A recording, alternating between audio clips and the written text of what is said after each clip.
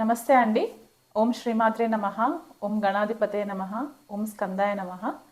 ఈరోజు మనము ఈ వీడియోలో రాబోయే శని మార్పు గురించి తెలుసుకునే ప్రయత్నం చేద్దాము. శని మనకి 2025 మార్చ్ 29వ తారీఖున కుంభరాశిలో నుంచి మీనరాశిలోకి సంచారం జరుగుతుంది. ఈ సంచారం యొక్క ప్రభావం మనకి ద్వాదశ రాశుల వాళ్ళకి ఎలా ఉండబోతుంది అనేది తెలుసుకునే ప్రయత్నం చేద్దాము. కానీ దానికంటే ముందు శని ప్రతి రాశిలో 2.5 సంవత్సరాల వరకు ప్రయాణం జరుగుతుందన్నమాట. చాలా స్లోగా మూవ్ చేస్తూ ఉంటారు ఈయన. సో మనకి మార్చ్ 29వ తారీఖు 2025 నుంచి ఫిబ్రవరి 2028వ తారీఖు వరకు కూడా మనకి శని మీనరాశిలో సంచారం జరిగి తర్వాత మనకి మేషరాశిలోకి సంచారం జరుగుతుంది.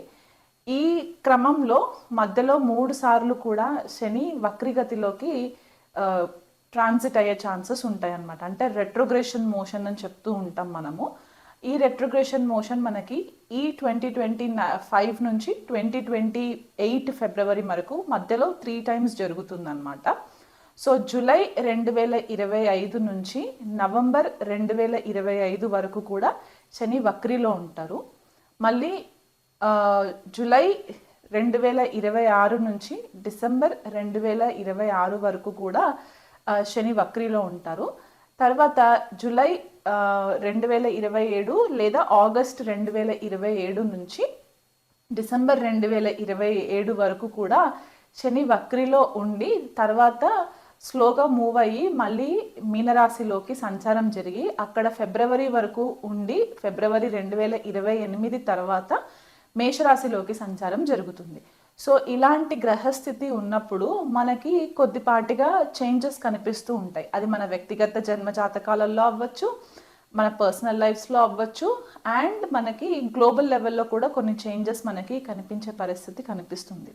సో ఈ శని యొక్క మార్పు సామాన్యంగా చాలామంది భయపడుతూ ఉంటారు. శని అనేసరికి ఏదో ఒక భూతం లాగా చూసేయడము, లేకపోతే ఏళ్ళనాటి శని ప్రభావంలోకి రాగానే అంతా ప్రాబ్లమ్సే వచ్చేస్తాయి అని చెప్పి ఒక చిన్నపాటిగా భయం అయితే ఉంటుంది. శని మార్పు వల్ల భయపడాల్సిన పని లేదు. మనం ఒకవేళ ధర్మబద్ధంగా ఉండి కర్మని అనుసరించి మనం గనక మన పనులు చేసుకుంటూ వెళ్ళిపోయినట్లయితే కనుక మనకు అంత ఇబ్బందికరంగా పరిస్థితులు మనకేం కనిపించవు. కాకపోతే ఈ శని యొక్క గోచారం మనకి కొన్ని రాశుల వాళ్ళకి ఏంటంటే ఏళ్ళనాటి శని కంప్లీట్ అయిపోతుంది, కొన్ని రాశుల వాళ్ళకి మొదలయ్యే ఛాన్సెస్ ఉంటాయి అన్నమాట. సో ఎవరికి కంప్లీట్ అయిపోతుంది, ఎవరికి స్టార్ట్ అవుతుంది అనేది తెలుసుకునే ప్రయత్నం చేద్దాము. మకర రాశి వాళ్ళకి ఏళ్ళనాటి శని ప్రభావము ఈ మార్చి 29వ తారీఖు తర్వాత కంప్లీట్ అయిపోతుంది అనమాట. సో వీళ్ళు గత 7.5 సంవత్సరాలు లేదా దాదాపు 8 సంవత్సరాల వరకు ఏదైతే శని ప్రభావంలో ఉండి ఇప్పటివరకు ఇబ్బందులు పడుతూ వచ్చారో అవి కొద్దిగా కట్ అయిపోయే ఛాన్సెస్ కనిపిస్తున్నాయి. అలాగే మనకి అర్ధాష్టమ శనికి వచ్చేసరికి అర్ధాష్టమ శని మనకి వృశ్చిక రాశి వాళ్ళకి కంప్లీట్ అయిపోతుంది. అలాగే అష్టమ శని వచ్చేసి కర్కాటక రాశి వాళ్ళకి కంప్లీట్ అయిపోతుంది. సో ఈ రాశుల వాళ్ళకి ఏళ్ళనాటి శని ప్రభావం కానీ కంటక శని ప్రభావం కానీ ఉండే పరిస్థితి కనిపించట్లేదు. సో వీళ్ళు కొద్దిపాటిగా రిలీఫ్ పొందే ఛాన్సెస్ అయితే కనిపిస్తున్నాయి. అయితే కుంభరాశి వాళ్ళకి ఏళ్ళనాటి శని ప్రభావం లాస్ట్ ఫేజ్లో ఉంటారు. మీనరాశి వాళ్ళకి ఏళ్ళనాటి శని ప్రభావము సెకండ్ ఫేజ్లో ఉంటారు. అండ్ మేషరాశి వాళ్ళకు వచ్చేసరికి ఈ సంవత్సరం 2025 మార్చి నుంచి కూడా ఏళ్ళనాటి శని ప్రభావం స్టార్ట్ అయ్యే ఛాన్సెస్ మనకి కనిపిస్తూ ఉన్నాయి అన్నమాట.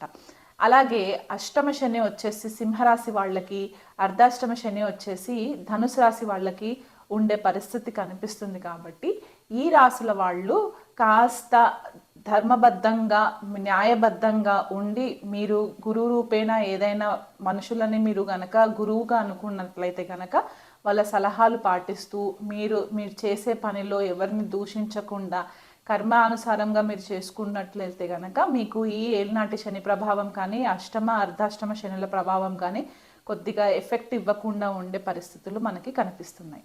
అయితే మీనరాశిలో శని సంచారము చాలామంది ఏమనుకుంటారంటే ఇది ఎవ్రీ 30 yearsకి జరుగుతుందన్నమాట. సో లాస్ట్ మనకి 1960s ఆ టైంలో వచ్చిన ట్రాన్సిట్ శని రాహువులు కలిసి కూడా ఉన్న ట్రాన్సిట్ మనకి కనిపిస్తూ ఉంటుంది. దానికంటే ముందు 30 సంవత్సరాల క్రితము శని మీనరాశిలోకి సంచారం జరిగినప్పుడు ఎలాంటి పరిస్థితులు గోచరించాయి అనేది కూడా మనకి గ్లోబల్ లెవెల్లో కూడా కొన్ని డాక్యుమెంట్స్ అవైలబుల్ ఉన్నాయన్నమాట. సో ఇలా చూసుకున్నట్లయితే మనకి శని రాహు యుతి 2025 మార్చ్ 29 నుంచి మే 2025 18వ తారీఖు వరకు కూడా శని రాహువుల యుతి మనకి మీనరాశిలో కనిపించే పరిస్థితి కనిపిస్తుంది. సో ఈ 51 రోజులు ద్వాదశ రాశులు అందరూ కూడా కాస్త జాగ్రత్తగా ఉన్నట్లయితే కనుక మీకు పెద్దగా ఇబ్బందులు పడే పరిస్థితులు ఉండవు. అంటే కొన్ని రాశుల వాళ్ళకి ఏంటంటే ఆర్థికంగా సడన్గా కొంచెం బ్రేక్స్ రావడము, లేదా కొంతమందికి కెరియర్ విషయంలో కొద్దిగా బ్రేక్స్ రావడము, కొంతమందికి హెల్త్ పరంగా ఇబ్బందులు రావడం అనేది మనకి ఈ 51 డేస్ ట్రాన్సిట్లో మనకి కనిపిస్తుంది. కాబట్టి దానికి తగ్గ పరిహారాలు మీరు చేసుకున్నట్లయితే ఇబ్బందికరంగా ఉండదు. సో ఇక మీదట మనము చూసుకునేది ఏంటంటే ద్వాదశ రాశుల వాళ్ళకి ఎలా ఉండబోతుంది అనేది నేను వివరిస్తాను. మిథున్ రాశి వాళ్ళకి శని సంచారము మీనరాశిలోకి ఎలా ఉండబోతుందో తెలుసుకుందామండి. మిథున్ రాశి వాళ్ళకి అష్టమాధిపతి భాగ్యాధిపతి దశమంలో సంచారము. ఇక్కడ దశమంలో నుంచి శని తన తృతీయ దృష్టి వ్యయస్థానంలో పడడము, సప్తమ దృష్టి వచ్చేసి చతుర్థం పైన పడడము, దశమ దృష్టి వచ్చేసి సప్తమం పైన పడడం. అంటే ఎక్కడైతే శని కూర్చొని ఉంటారో అక్కడి నుంచి ఈ హౌసెస్ అన్నీ కూడా కొద్దిగా ఎఫెక్ట్ అయ్యే ఛాన్సెస్ ఉంటాయి అన్నమాట. సో అష్టమాధిపతి భాగ్యాధిపతి దశమ సంచారం అంటే వీళ్ళకి కెరియర్ ప్రకారంగా చూసుకుంటే ఉద్యోగంలో అధిక రెస్పాన్సిబిలిటీస్ ఇచ్చేయడము, దానివల్ల వీళ్ళు కొద్దిగా అతలాకుతలం అయిపోయే పరిస్థితులు కూడా మనకి కనిపిస్తూ ఉంది. జనరల్గా శని సంచారము దశమ స్థానంలో కూడా ఒక మోస్తారుగా మంచి రిజల్ట్సే ఇస్తారు, ఎందుకంటే అది కూడా ఉపచయ భావం అవుతుంది. కాబట్టి ఈ పాపగ్రహాలు ఉపచయ స్థానంలో సంచారం జరిగినప్పుడు కొద్దిపాటిగా ఫేవరబుల్ రిజల్ట్సే ఇస్తారు. కాకపోతే మిథున్ రాశి వాళ్ళకి ఏమవుతుందంటే కొద్దిగా రెస్పాన్సిబిలిటీస్ ఎక్కువ అయ్యేసరికి డ్రైన్ అయిపోయే ఛాన్సెస్ కనిపిస్తూ ఉంటాయి. కొంతమందికి ఏమవుతుందంటే ఏదన్నా ఫారెన్ ట్రావెల్ వెళ్ళే ఛాన్సెస్ ఉంటాయి. ఆన్ సైట్ ప్రాజెక్ట్స్ ఏవైనా సరే సక్సెస్ అయితే కనుక ఆ ప్రాజెక్ట్స్కి కోసము వీళ్ళు కొద్దిగా ఫారెన్ ట్రావెల్ చేసే ఛాన్సెస్ ఉన్నాయి. లేదా ఫారెన్ కంపెనీస్ నుంచి కొద్దిగా టైఅప్ అయ్యే ఛాన్సెస్ కూడా మిథున్ రాశి వాళ్ళకి కనిపిస్తుంది గోచారంలో. అంటే ఇది స్పెసిఫిక్గా ఏదో ఐటీ రిలేటెడ్ కెరియర్సే కాకుండా ఇతర ఇండస్ట్రీస్కి సంబంధించి ఎవరైతే మిథున్ రాశి వాళ్ళు ఉన్నారో వాళ్ళకి కూడా ఇది కొద్దిపాటిగా ఫేవరబుల్ రిజల్ట్స్గానే ఉంటాయి.